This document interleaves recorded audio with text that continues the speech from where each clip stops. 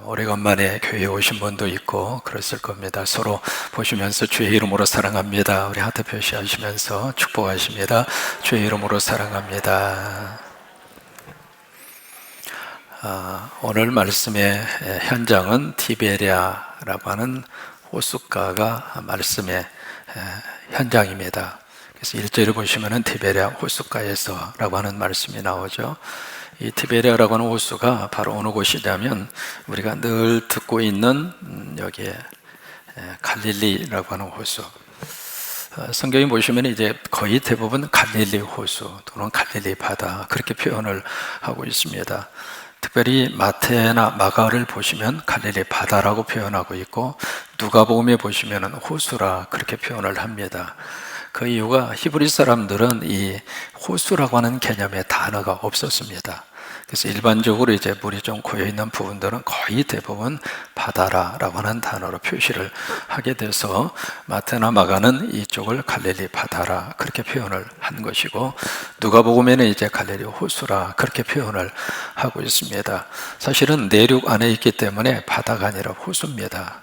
그런데 이 가서 보시면은 이 자체가 너무 커요. 그래서 물이 귀한 이 히브리 사람들의 입장으로서는 바다처럼 느껴질 만한 그런 장소입니다. 이 넓이가 한 20km 정도 되고 둘레가 한 11km 정도 되니까 굉장히 큰 하나의 내륙 안에 있는 호수입니다.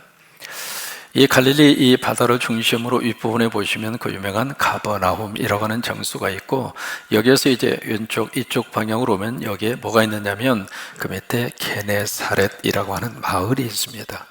그래서 이 게네사렛이라고 하는 마을을 중심으로 해서 또 다른 이름이 탄생이 됐는데 그것이 바로 게네사렛 호수라고 하는 이름이 바로 이 마을에서 나온 이름이죠. 그래서 구약에서는 이 갈릴리 바다를 기네렛 호수라 그렇게 부르는 이유가 여기에 게네사렛이라고 하는 마을 때문에 그렇습니다. 그 다음에 거기서 쭉 이제 내려오시다가 보면은 여기 막달라라고 하는 장소가 있고 여기서 태어나신 분이 막달라 마리아 막달라라고 하는 마을 출신 마리아다 그 뜻이죠. 그리고 그 밑에서 좀 내려오시다 보면 여기에 티베리아라고 하는 마을이 있습니다. 이 마을은 누가 만들었느냐면 헤롯 안디바라고 하는 이스라엘의 왕이 여기에 새로운 도시를 건설을 하고 그 도시의 이름을 티베리아라고 하는 이름을 붙입니다. 그 티베리아가 누구냐면 로마의 황제, 그래서 로마식으로 말하면 티베리우스입니다.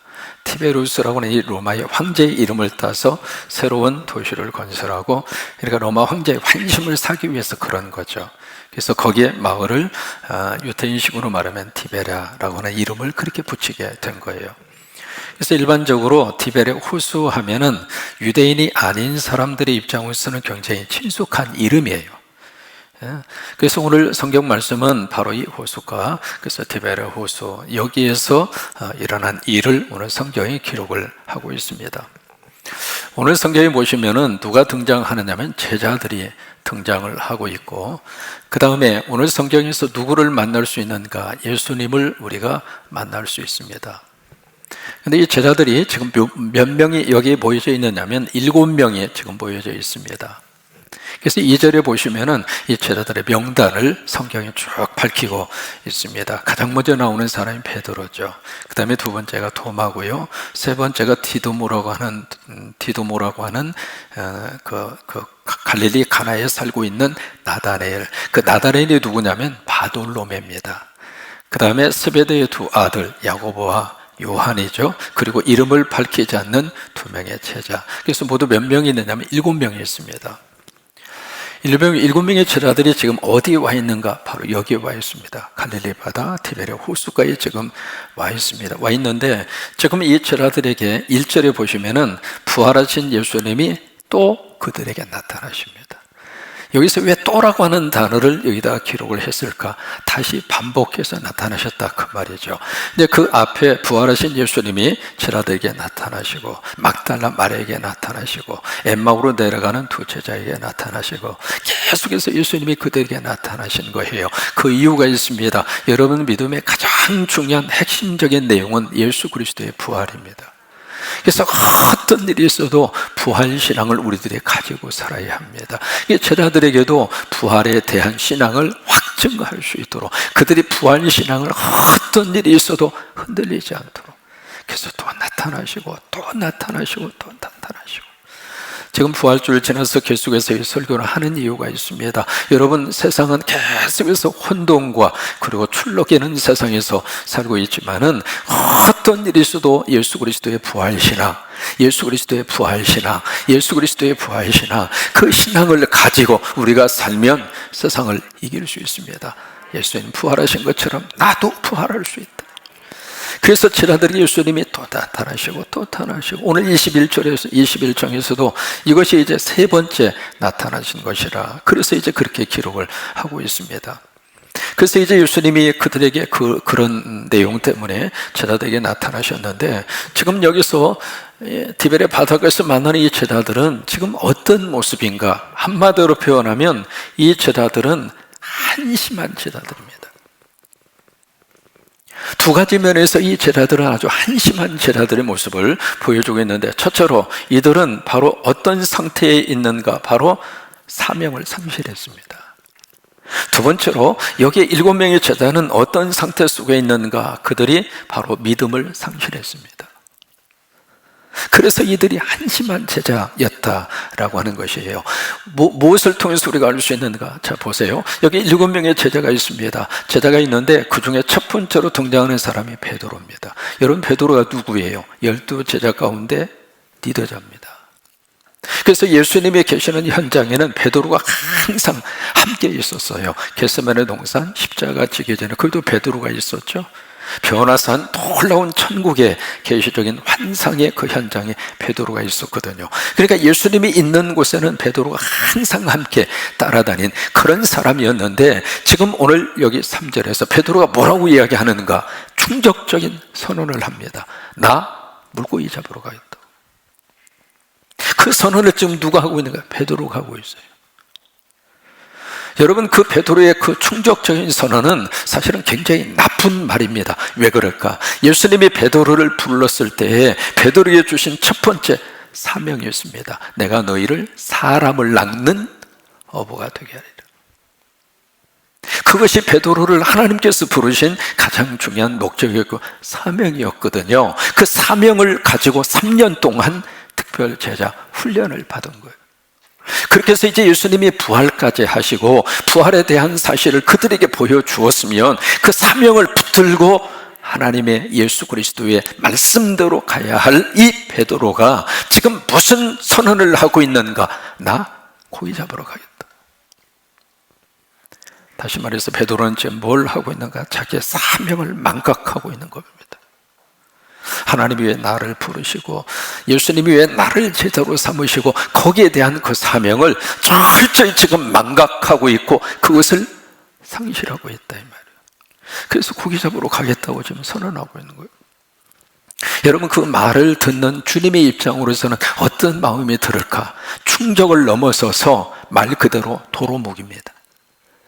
실컷 가르쳐 놨더니 예수님 십자가 돌아가시고 부활에 대한 믿음도 사라져버리고, 그리고 이제는 과거 자기 삶의 자리로 되돌아가겠다고 그 선언을 지금 하고 있는 거예요. 그 말을 주님이 들으면서 속이 얼마나 터질까?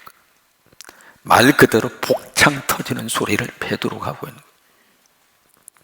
그런데 베드로가 그렇게 바람을 잡으니까 그 다음에 나머지 제자들도, 여기 3절에 보시면 나머지 모든 제자 6명의 제자도 한결같이 하는 말이 우리도 함께 가자.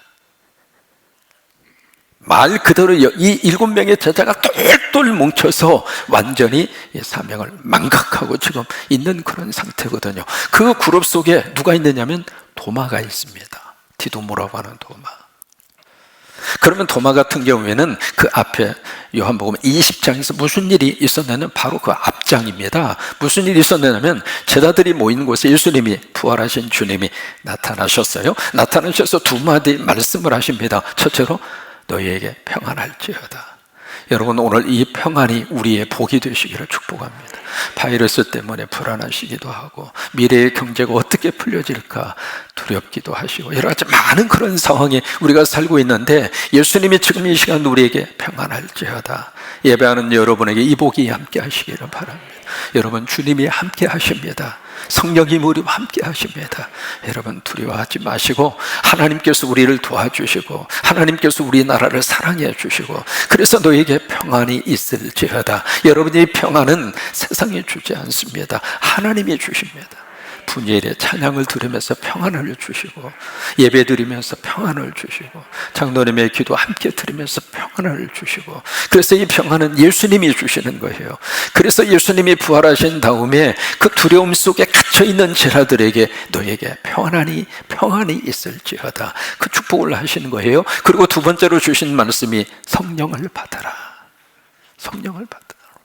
왜냐하면 성령이 내 안에 들어오지 않으면 우리가 이 세상을 이길 수가 없으니까 Receive the Holy Spirit, 성령을 받아라. 그렇게 해서 이제 제자들이 예수님이 나타나셨거든요. 근데 그 자리에 도마가 없어요. 여러분, 그 도마는 칼 도마를 말하는 게 아니라 그 도마가 없는 거예요. 그러다가 이제 나중에 도마가 왔거든요. 와서 자기 친구들의 이야기를 들은 거예요. 예수님 부활하셨고 여기에 나타나셨고 평안을 그리고 성령을 주님으로 축복하셨다고. 여러분, 보통 사람 같으면 그러냐고, 세상에 예수님 정말로 부활하셨네 그러면서 기뻐하고 그것을 믿어야 되는데 도마가 못 믿는 거예요. 도마는 말이죠, 철저하게 의심으로 꽉 차 있는 그런 사람이에요. 그래서 내가 두 눈으로 확인하고 내 손으로 만져보기 전에 나 못 믿겠다. 근데 일주일 만에 예수님이 그 자리에 또 오셨어요. 왔는데 도마를 향하여 예수님이 그렇게 이야기하십니다. 도마야, 네 눈으로 나를 보고 네 손으로 내 옆구리를 넣어 장적을 확인하라. 그리고 그 다음에 하시는 말씀이 믿음 없는 자가 되지 말고 믿는 자가 되어라. 여러분, 거기에 믿음 없는 자라고 하는 그 말을 영어로 그렇게 되어 있습니다. Stop, 멈춰라, 그 말이에요. Stop. 뭘 멈추는가? 거기에 보시면 doubting, 이 doubt라고 하는 것은 의심한다고 하는 이야기예요. 여기 ing가 붙어서 이 도마는 계속 의심하고 있는 거예요. 그러니까 의심의 고리를 계속 물면서, 여러분, 의심은 작은 것으로 시작하지만 이 의심이 자꾸 커지잖아요. 그래서 도마가 지금 그런 상태 속에 있는 거거든요. 그렇게 예수님이 Stop doubting, 더 이상 의심하지 마, 그 말씀을 도마에게 해주신 거예요. 그러고 나서 그 다음에 하시는 말씀이 Believe, 믿어. 이제 그래서 믿음 없는 자가 되지 말고 이제는 믿는 자가 되어라. 그렇게 도마에게 예수님이 말씀을 하시거든요. 그 말씀을 듣고 도마가 주님 앞에 엎드려서 하는 말이 나의 주시며 나의 하나님이십니다. 그 도마의 유명한 신앙 고백입니다. 신앙 고백의 내용이 바로 나의 주, 나의 하나님, 그 고백이거든요. 여기에서 도마가 예수 그리스도와의 인격적인 관계가 형성이 된 거예요. 그 경험을 한 도마이기 때문에 베드로가 고기 잡으러 가자 그랬을 때 도마가 딱 가로막고, 당신 지금 제정신이야 지금? 예수님 우리에게 나타난 지가 지금 얼마 전이라고. 그 부활의 주님이 우리에게 어떤 사명을 주셨는데, 그리고 당신 사람 낚는 어부가 되라고 주님이 부르셨잖아. 근데 그 주님 다 이제 잊어버리고 옛날 과거의 모습으로 돌아가려고 그래. 지금 당신 지금 제정신이야? 정신 차려 이 사람아. 그러면서 도마가 딱 가로막고, 우리가 지금 고기 잡을 그런 순간이냐? 부활의 증인으로 우리가 새로운 사명을 가지고 하나님 나라를 위해서 가야지, 그렇게 말을 해야 되는데 도마가 아무 말을. 도마뿐만이 아닙니다. 나머지 이 5명의 제자도 똑같습니다. 이 제자들 모두가 다 우리도 함께 고기 잡으러 가자, 이게 제자들의 모습이에요. 지금 두 가지를 그들이 철저하게 상실하고 있습니다. 사명을 상실하고 믿음도 상실하고. 그래서 이제 이 티베리아 호숫가에 가서 고기를 잡아요. 고기를 잡는데 밤새도록 고기를 잡았지만 고기를 어떻게 해요? 한 마리도 못 잡은 거예요. 여러분, 이 갈릴리 호수에 고기가 엄청나게 많습니다. 어느 정도 많으냐면, 제가 이제 한번 가서 이렇게 갈릴리 그 해변가를 걷고 있는 어느 한 분이 낚시를 하고 계세요. 그물이 아니라 이렇게 닐 낚시를 하고 계셨는데 그 낚시에다가 낚시 끝에다가 미끼를 걸지 않고 보니까 그냥 낚시만, 빈 낚시 그것만 가지고 던져서 막 이렇게 닐로 감는 그 낚시를 하고 있더라고요. 그래서 궁금해서 이제 가서 고기 좀 잡아서 그랬더니 잡았대. 그래서 어떻게 해서 잡혀요? 그랬더니 거기에 하도 고기가 많아서 그냥 낚시 던지고 감으면 오다가 다 걸려서 나온대. 고기가 그렇게 많습니다. 그럼 그렇게 많은 고기들이 이게 밤새도록 그물을 던졌는데 그 고기가 왜 한 마리도 잡히지가 않느냐고요. 여러분, 우연입니까? 대답 좀 해보세요. 여러분, 해퍼닝입니까? 우연일 수가 없는 거죠. 한두 번 실패하는 것은 그렇다 치더라도 밤새도록 시도했는데 왜 아무것도 잡지를 못했느냐고요. 그게 어떻게 하다가 그런 일이 발생한 겁니까? 아니죠. 지금 그들 속에 지금 무엇을 알려주려고 하는가? 자, 보세요. 지금 그들 속에 요한복음 15장 5절의 말씀이에요. 그들 속에 그것을 다시 한번 깨닫게 해주시는 것입니다. 요한복음 15장 5절을 보시면 예수님이 그들이 하신 말씀이 있거든요. 나를 떠나서는 너희가 아무것도 할 수 없습니다. You can do nothing. 아무것도 못한다 그 말. 지금 제자들이 지금 믿음을 상실한 상태거든요. 그러니까 아무리 노력하고 이럴 수도 없는 거예요. 여러분, 우리가 주님 모시고 주님 의지하고 살아야 내 삶에 열매가 있습니다. 밤새도록 그들이 얼마나 수고하고 얼마나 땀을 흘리고 얼마나 노력을 했습니까? 이게요, 안 되는 것을 계속 하는 것도 쉬운 일이 아닙니다. 기대하고 던져보고 기대하고 또 던져보고 그래도 nothing, 아무것도 없는 거예요. 그런데 지금 그 현장에 누가 찾아와 주셨는가? 예수님이 찾아와 주셨어요. 그러니까 상실한 그 현장에 예수님이 찾아와 주셨어요. 찾아와 주셨는데 오늘 보시면 예수님이 계시는데 제자들이 예수님인 줄을 몰라요. 8절에 보시면 그 거리를 오늘 성경에 기록하고 있거든요. 50척쯤 되었더라. 그 50척이라고 하는 것은 90m입니다. 100m가 안 됩니다. 그러면 사람이 100m 저렇게 떨어져 있는 거리에 있는 사람 얼굴 보면 알 수 있어요, 없어요? 몰라요? 아니, 3년 동안 함께 지냈거든요. 3년 동안 같이 먹고 살았거든요. 그럼 100m 떨어져 있으면 보입니까, 안 보입니까? 보이죠? 지금 여러분들 마스크 쓰고 계시지만은 이 마스크 쓰니까 좋은 점이 하나 있어요. 화장을 안 해도 괜찮아. 여러분, 마스크 썼다고 그래서 제가 지금 모를 것 같아요? 아이, 목사님 나 모르시죠? 천만의 말씀 4층 저 구석구석까지 한번 쭉 보면 여러분들 제 눈에 다 들어옵니다. 그러면 3년 동안 함께 동거동락한 제자들이 100m, 90m거든요 90m 떨어져 있는 예수님 그 모습을 보고 몰라보는 거예요. 왜 그럴까? 가슴이 없으면 안 보입니다. 사람은 내 안에 있는 대로 보이는 거예요. 제자들 속에 예수님이 없는 거예요. 왜? 믿음을 상실해버렸으니까. 예수님이 없으니까 예수님이 안 보이는 거죠.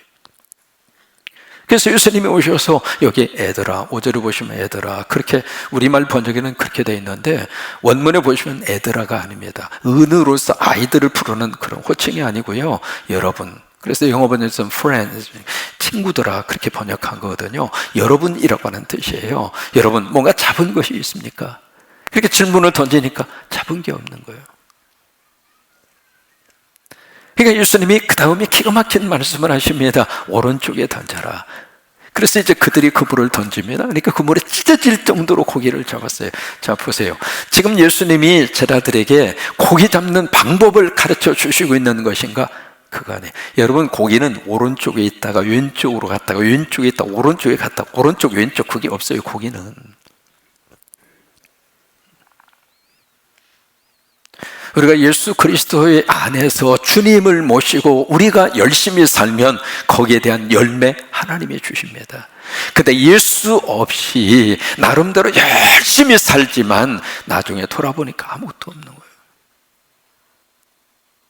지금 그들에게 뭘 가르쳐 주시고 있는가? 그것을 통해서 예수님이 다시 한번 그들에게 두 가지를 회복을 시켜 주십니다. 바로 이 첫 번째, 그들이 상실한 이 사명을 예수님이 지금 어떻게 하시는가? 그들에게 지금 사명을 회복시켜 주시고 있어요. 그리고 그들에게 두 번째, 무엇을 회복시켜 주시고 있는가? 예수님과의 관계에 있었던 첫 번째 그 사랑을 예수님이 회복시켜 주시고 있는 거예요. 그래서 그들이 고기를 잡는데 그물이 너무 가득하게 차서, 이게요 나중에 숫자를 헤아립니다. 몇 마리예요? 153마리. 이거 일일이 다 휘어본 거예요. 한 마리, 두 마리. 얼마나 기분이 좋았겠어요. 왜? 한 마리도 못 잡았는데 한 번 던졌는데 가득 차니까 얼마나 흥분이 됩니까? 7명이 열심히 총을 들고 앉아서 이걸 다 신 거예요. 153마리, 그것도 큰 걸로 막 작은 거 그냥 놓아주고. 얼마나. 여러분, 153이라고 하는 숫자 기억하면 뭔가 기억나는 하나의 제품이 있습니다. 여러분, 뭐예요? 모나미 볼펜. 그 모나미 볼펜을 만든 분이 바로 송삼석 회장입니다. 바로 저분인데 전라북도 사람이에요. 1963년도에 모나미 볼펜이 나왔습니다.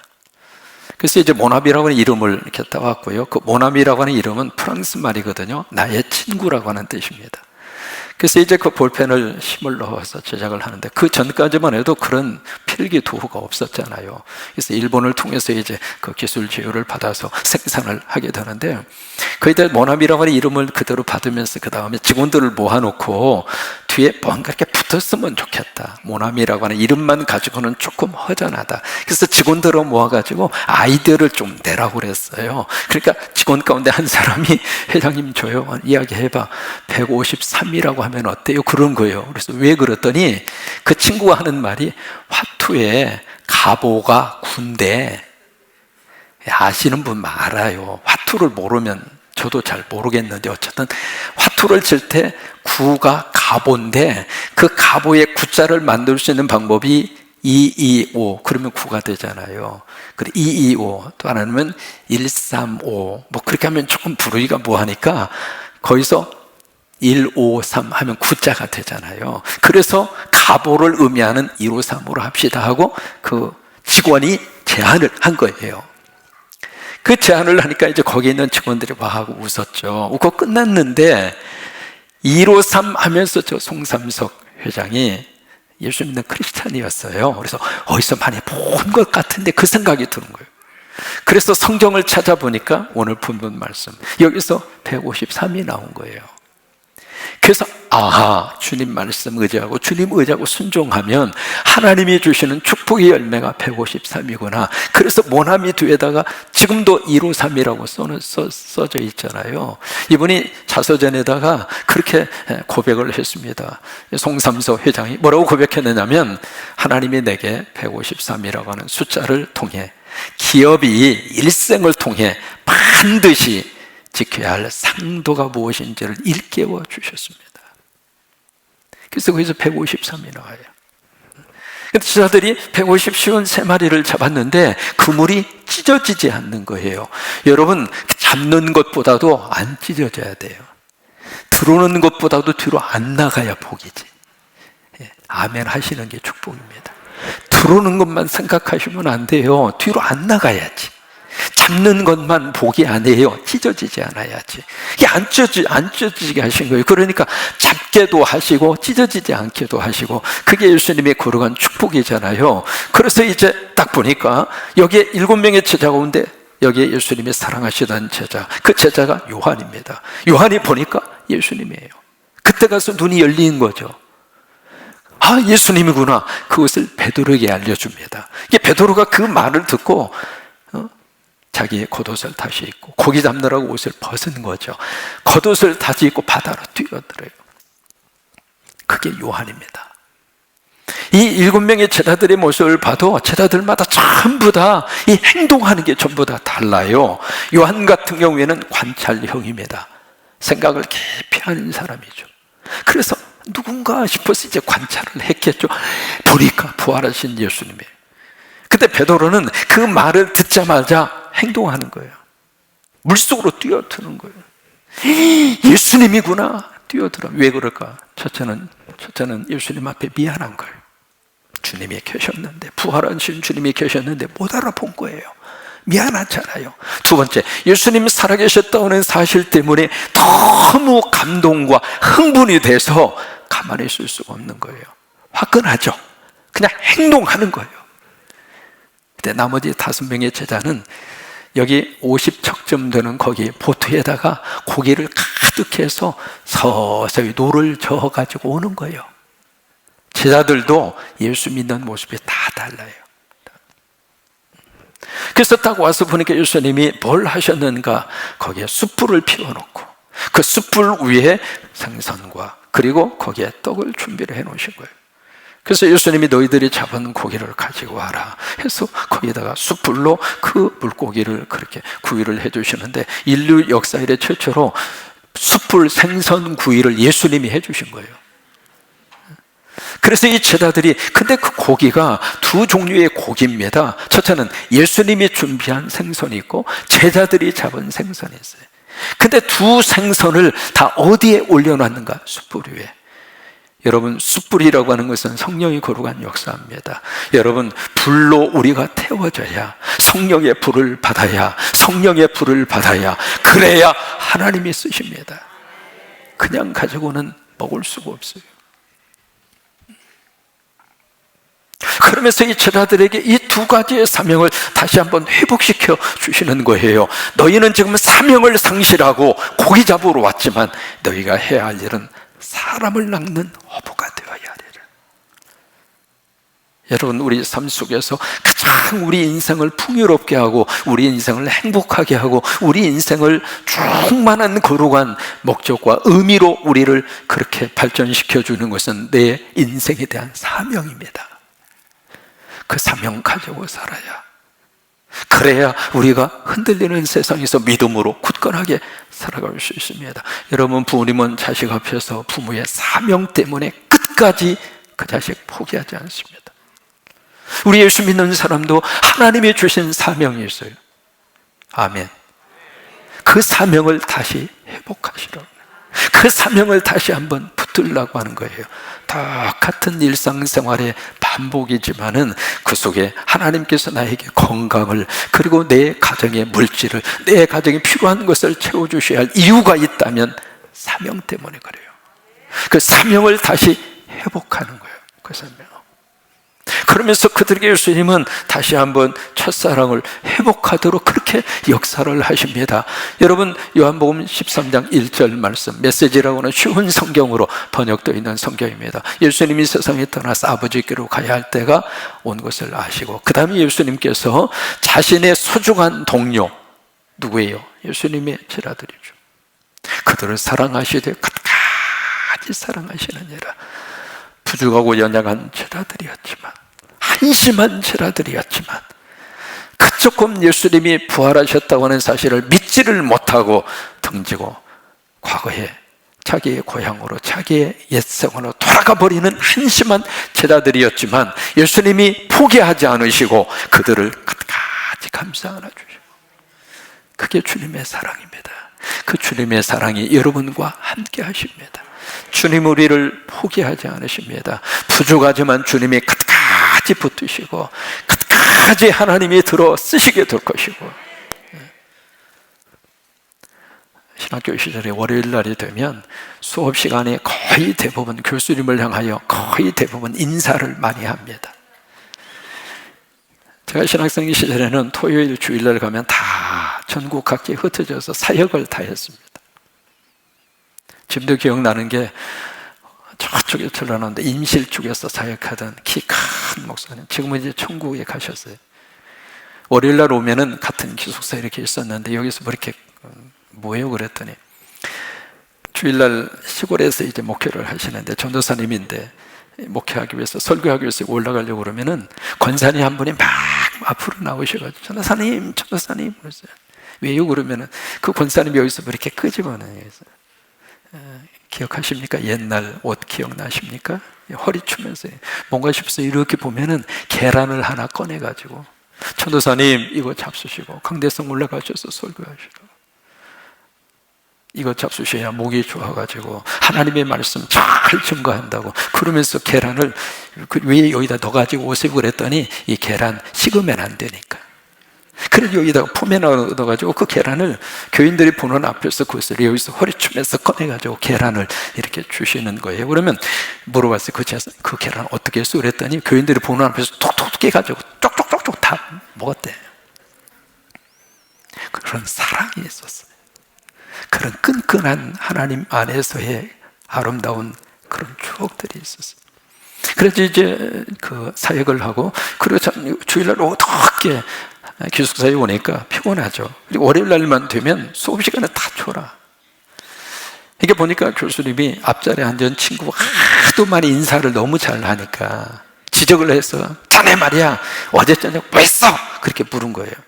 그랬더니 이 신학생이 하는 대답이 어젯밤에 잤는데요. 그런 신학생도 하나님이 잘 다듬으셔서 사역하도록 쓰셔요.